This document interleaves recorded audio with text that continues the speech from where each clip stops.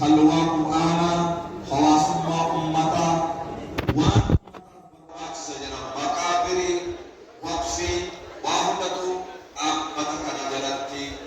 هريري مدى إسلاماتيف وان غاري هجلتو الله wanni sagantaan kun akkanatti akka qaban barbaadameef tokko hubannoo gaarii namni kun dhaabbanni kun kooti kan jedhu tokkoon nama akka qabatuuf kooti kan jedhe namni gadhaabuu danda'a bira dhaabachuu danda'a horii sitti baasuu danda'a beekumsa isaatiin isaaf joomuu danda'a waan kan kootii miti jedhe gadi gadee utuu ilaalu jalaa manca'uu barbadaa'uu danda'a. Akka akkasin taane ummanni dhaabbata kana isa eegasii mormamaa fi ture sana isa eegasii dhaabbanni keenya dhaabbata cimaa nuufa qaba. Labsiin gaduma haa dhaabbatu. Ammoo nama namni jaallatuu fi nama ummanni itti amanuun haa hoogganamu. Majlisni kun akkuma maqaa isaa islaamaaf haa hojjetu kan jedhamee irratti qabsaa'amaa tureef kan irratti mormamaa ture kan ammoo nama keessa gadi boosuuf namni ala tal jedhamee taa'ame ala nagaa ta'ee waa hundi guutas qabbaa'ee karaa lagoe laaffisee akka salphaa itti ilaala akka salphaatti akka ilaalle tokkoon masjida kan dhaabbatee jiru waan ofirratti murteeffatee dhufee dhaabbanni kun keenya jedhee kana dhaabu tokkoon hawaasa muslimaa dhiiraa dubartii kooti jedhee kana dhaaba kana gadi dhaabachuun diinii rabbi gad dhaabaa jedhee fudhachuu qaba rabbitu diinii kana gadi dhaabaa alamuun jedhu ergaa ambiyaa hundatti dabarfamee dhufee jedhee nutti himeera shara'a lakum min ad-diini maa wassaa bihi nuuhaa rabbiin shar'ii keessatti wanni gara keessatti wahyi godhe ومدو نوح آمسا إبراهيم موسى عيسى اسمدو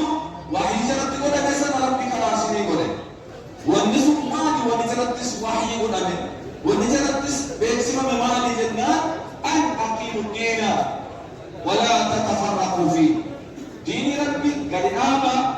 دين ربي كيست أكتا بينا ولنقودنا قربي انتهينا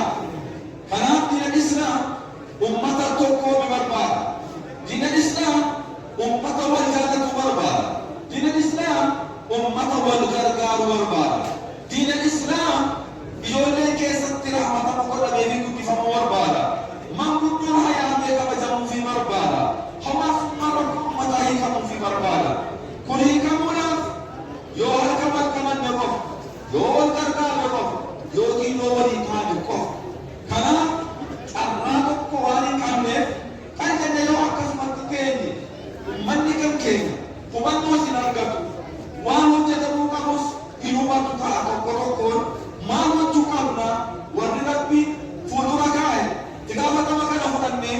mata keenya walitti qabnee dhiiraaf dubartii hubannoo kennaafi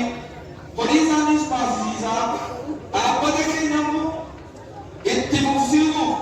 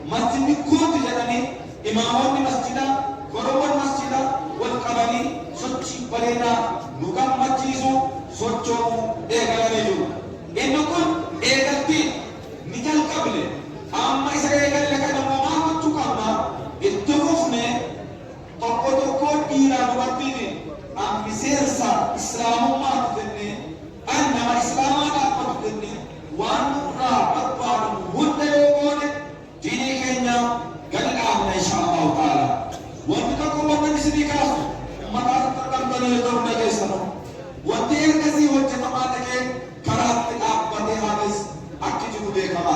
hojjetamaa dhaqee karaatti kan dhaabbate jira sababni inni dhaabbate maalidha rakkina maaliitti laata qorannoon isaa eegalame gabaasa isaa dhiyeessaa jechuudha jalqabame qorannoon isaa irra qaqqabame rakkoo isaa kana jechuun gabaasa dhiyaatee jira amma si'achitti furmaata itti kennuuf koree adda addaa hawaasarraa daldala ijaarree waan ergasii hojjetamaa dhaqee karaatti dhaabbates sababa isaa qulqulleeffannee barree isas fuulduratti itti buusiisuuf nu ilaala amma dhaabbata duraa ergasii uummanni hawaasni of keessaa koree filatee akkas kana hojjedhaa jennee kaa'anna amma immoo dhaabbata seera qabeessa waan hundaamu yoo hojiin hojjetamaa dhaqee karaatti dhaabbate sababa maalii dhaabbate isaa qoranne waan qoranne kana immoo bakkaan gahuudhaaf tattaaffanne yoo isinii wajjinii wal ta'a yoo isin nu gargaartan kanaan bakka gahuu dandeenya inshaallah isa darbeemis nam'een baatinaa inshaallah kan fuulduraatiinis waan amma hojjetaan waan amma fuudhaa jiru kanaan immoo cimnee kan dhaabbachuudhaaf inshaallah horiin amma eebboo kana fuudhaa jiru kun dhaabbata keenya kan dhaabne hojjetaa dhaabbata sirri hojii kanatti ramannee hojiin akka sirriitti bobba'uudhaaf inni dura inni immoo lammaffata yoo rabbi nu dandeessise kaayyoon keenya nu guddaan galma guddaa fooqii guddaa fuulduratti ijaaruuf karoora moo'ika biyyaa ni qabna biyyaa gaarii biyyattuun gaarii fuulduraaf fooqii guddaa abbaa darbii afurii ni ijaara jennee karoora ni qabna amma garuu inni nu isin irraa sassaabaa jiru yoo hojiin manu beeksisuu gargaaru ita'e malee waan guddaa danda'amutti fakkaata ijaarsa cimsinee mukaa lafa ni buune dhaqaadha keenya ijaaramne gaafa gadi